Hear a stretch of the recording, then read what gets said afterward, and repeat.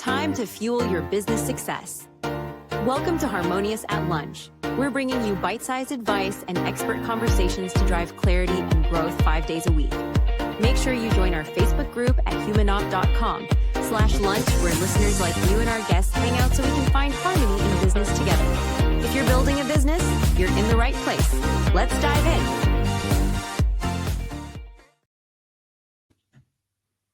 Welcome back into some more bite-sized business advice. Today's episode, we're talking about human-first marketing. It sounds like a lot of fun. You know, I'm a fan of humans. It's in the name of our company. It's in the name of our other podcast. So I can't wait to dive in.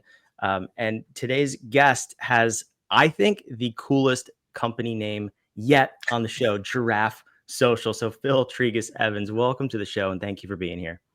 Thanks, Brandon. I'll take the accolade as well for the coolest business name ever.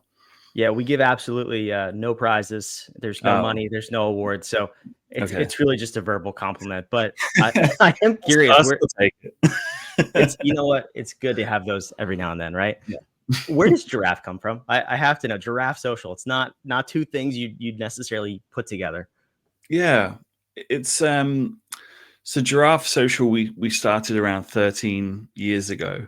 So you're asking me to really go back in time here.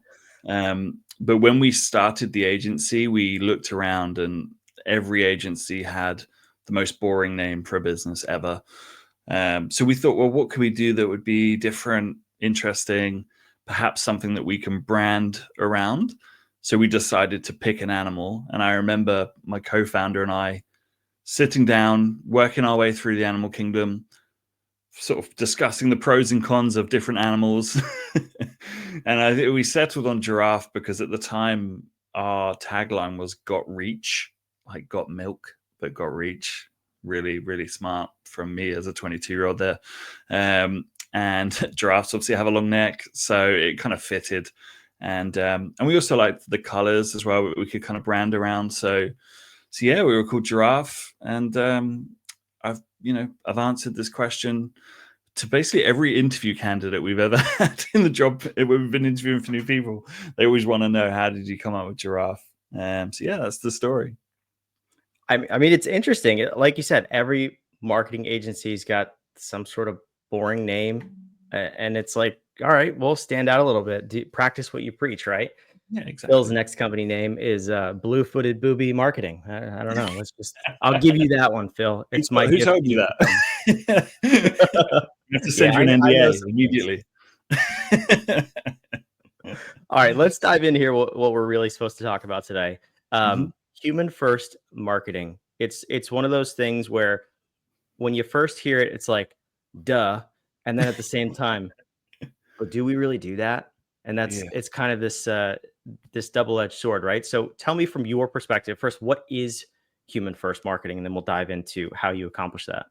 Sure. So human first marketing is any marketing strategy where you are putting people at the heart of it. So typically the people involved, there are two sides of the sort of the business relationship. So one side is your team or yourself, and the other side is your customers and your target audience.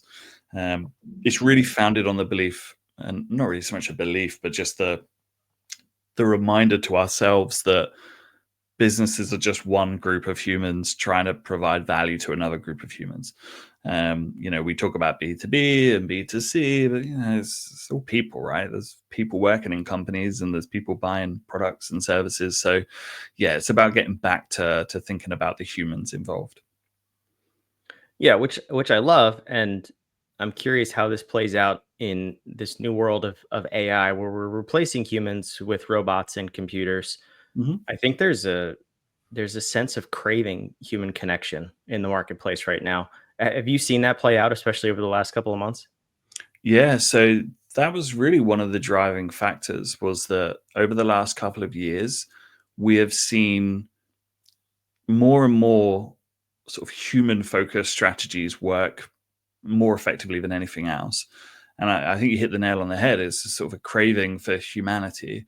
And AI is brilliant. I mean, we all use it every day. There's no question about it.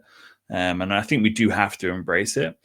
But one of the downfalls of AI is that we're seeing a lot of lazy marketing and a lot of, I call it like the great homogenization of content. It's, everything is starting to sound the same, look the same.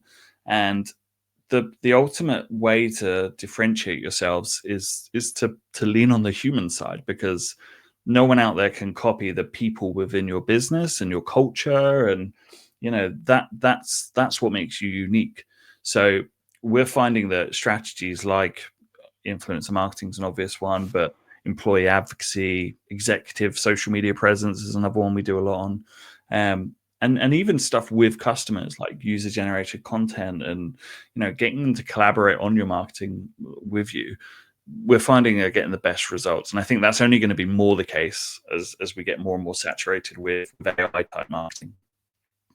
Yeah, I mean, it's so easy to put out content, and there's no threshold of the quality anymore. Where like a couple of years ago, I remember if you were putting out raw, authentic content, and for me, that's full of typos and grammatical errors. Like that would have been like, what are you doing? Why are you on LinkedIn with this content? You look like an idiot.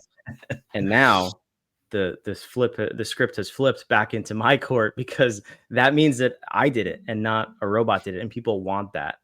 So how Yeah. do you help your clients really put out content that's worth watching, reading, consuming, whatever that is, but not feeling like this sort of boxed in AI produced content?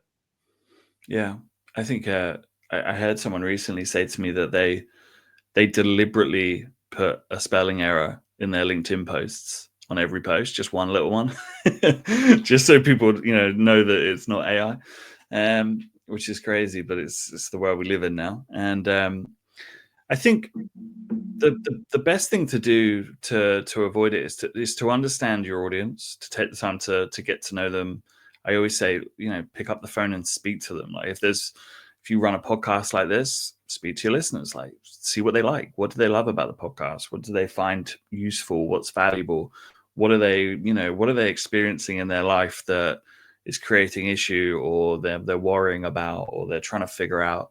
If you can do that as a business and then focus your marketing content on providing value, like rather than focusing your marketing on like, what can I get from my audience? What can I make them do? Focus more on what you can provide. And you'll end up seeing, far better results. So we always talk about not focusing so much on the conversion stage and focusing a little bit more on the advocacy stage. Like shoot for advocacy. That's yeah, you can generate a quick sale or a quick lead, but ultimately try and build a business where people are so happy with what you do and how you market that they want to tell people about it and they want to buy the next thing that you do. That's really where I think things are heading, especially as it's so easy now to start a business, and AI again is making that even easier. It's really about building advocates. Yeah, I agree. You look at the biggest brands in the world who have done this really well. Apple comes to mind, obviously. They have people lining up every year for essentially the same thing they already have in their pocket, but they have these rabid fans. It's not a knock on Apple. I will knock Apple. Believe me, I'm not a fan, but that was not a knock. That was actually a compliment that they do something really, really well. But you look at these brands that do that, and they're one of the bigger examples. There's tons of smaller and even local examples who have this sort of rabid fan base. But it comes from, like you're saying, putting the human first, having human centric marketing. So if someone's listening to this and they're wondering, am I being human first? Am I putting the humans first in my marketing and what I'm putting out into the world?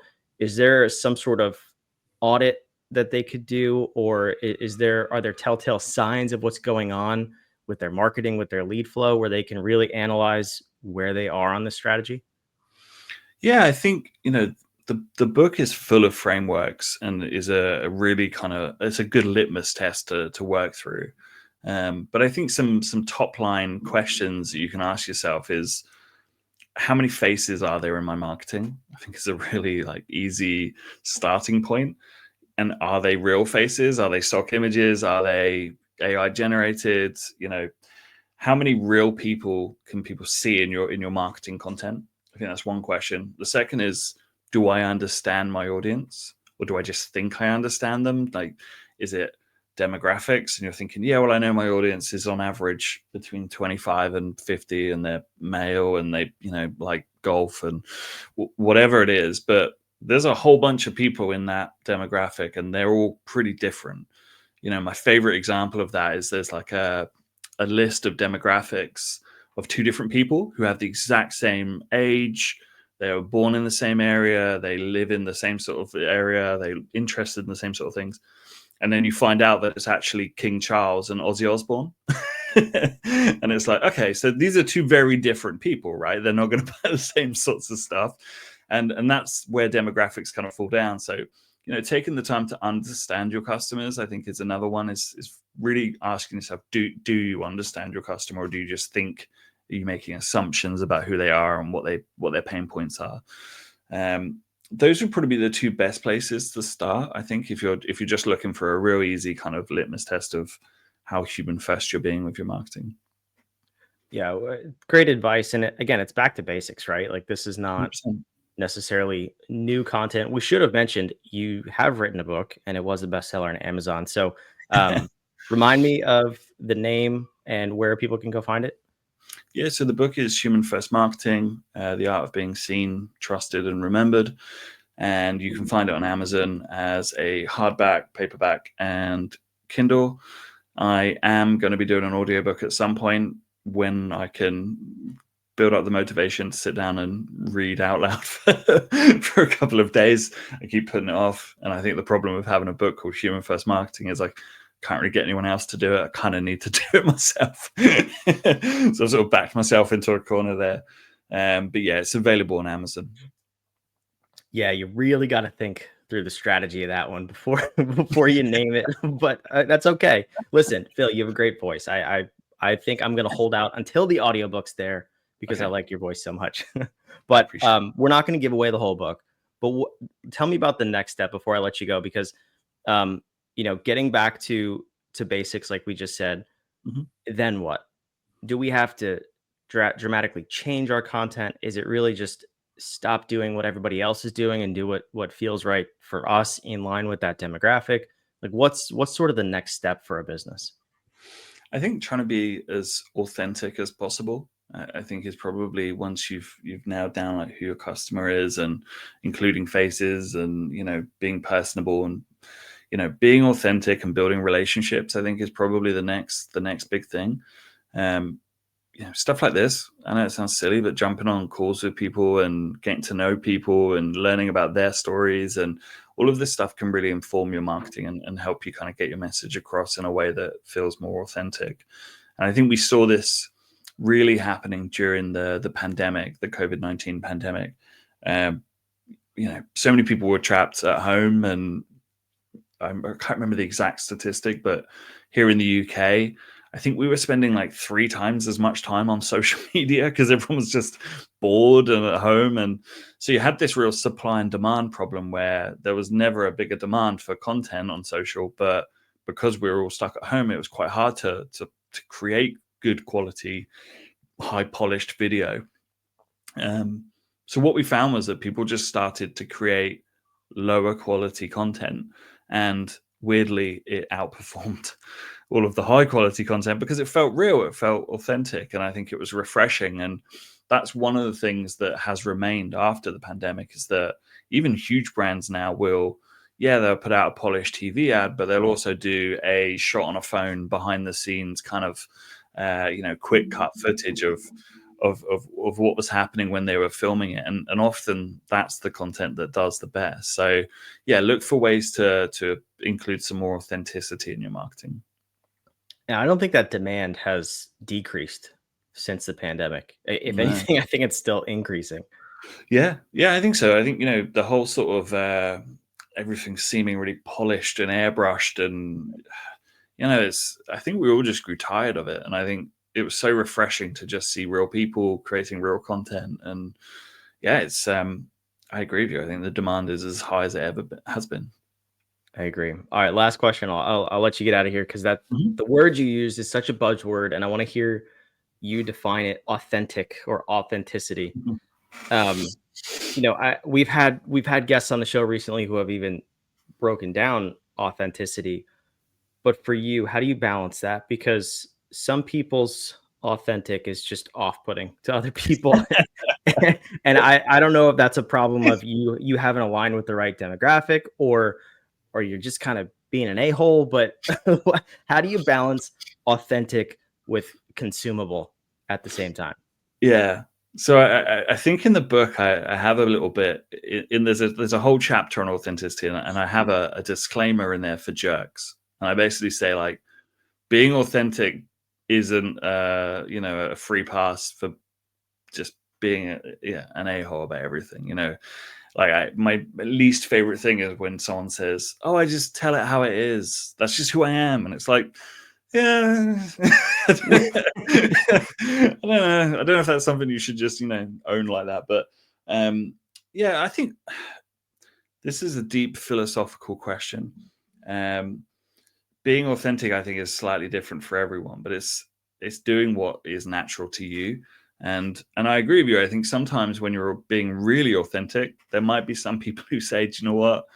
Not for me." But that's probably a good thing. I think finding your tribe and really sort of owning it is important, because I think if you spend any time sort of pretending to be something, or to wear a mask of, "Oh, I'm like this," or "I'm like this," it's only going to come back to bite you, I think, because you're going to attract the wrong customers, or you're going to go on a podcast and you're going to think, "Oh, I've got to pretend to be this person for a while." Like, everything becomes so much easier when you're just you.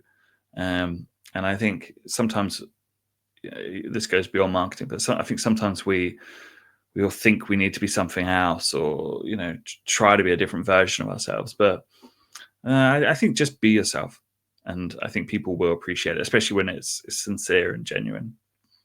Yeah, I love that answer. And that's our philosophy at Human Op. That's why our technology works, and it's so powerful, because we can help you understand who you are authentically, how you were naturally designed, and live into that authentically. So it's only a problem when you realize you have a tribe of one. Then you've been far too authentic and off-putting. So don't go that far. But I think if you're your true self and you only have a tribe of one, it might be time to have a little look in the mirror and debate what your authentic self should be. We got to work on a few things. That's all that means. You got bigger problems, I think, than target audiences. I love it. Phil, this was way too much fun. We should never do this again. But where can the listeners go and learn more about you, and pick up a copy of the book as well? Yeah, so head to Amazon to pick up the book. The best place for finding out what I'm up to is probably LinkedIn. And you can just search my name and you'll be able to find me on there. Beautiful. All right. For those of you watching, listening, we got websites, Amazon links, LinkedIn, all that fun stuff down below in the show notes. Phil, thanks for being here. And for those of you watching, I hope you join us again on tomorrow's episode of this ridiculous podcast called Harmonious at Lunch. We want to help you build a more harmonious business and life. We'll see you there. Another episode of Harmonious at Lunch in the books. I hope this episode made you think and you grabbed some actionable ideas to propel your business. Don't forget to like, comment your takeaways, and subscribe wherever you're listening, so we can help more entrepreneurs just like you achieve harmony in their life and business. For cutting-edge tools that bring clarity to your people and processes, check out humanoff.com to download our app today. See you next time.